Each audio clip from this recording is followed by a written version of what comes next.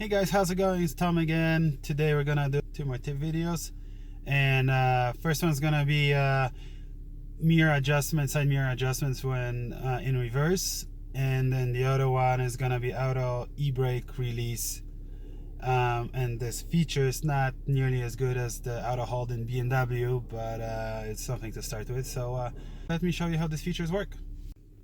Okay guys, so let's start with the e-brake auto release. So if I put my car in drive and do the e-brake, so now I let the pedal go, and obviously we're not going because the brake is holding it. As soon as I press the gas pedal, the e-brake gets released, auto released, and we keep going. So one more time. E-brake is on, barely touch the gas, and we start going. So that's one of the things that's good with the hills, or I don't know, sometimes when you're waiting in line. So again, this feature in BMW is much better, because it's if you just enable auto hold, then as soon as you press brake and go to the full stop, then it holds it for you. So if you're in the line at the restaurant for the drive-through, it's awesome. You pull one car and then you press the brake, it stops and then moves forward, and when you release it. So anyways, this is what we got here in an Audi, so it's that's what we gotta deal with. The other thing I wanted to show you is the side mirror adjustment when in reverse.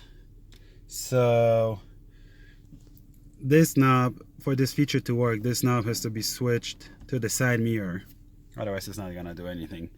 So now we put the car in reverse, watch the mirror.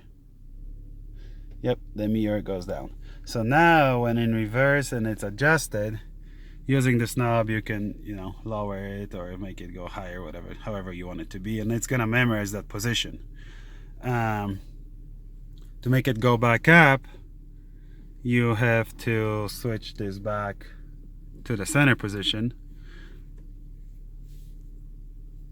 Yep, so switching it to the center position or to the right side position, that makes it go up and down when in reverse.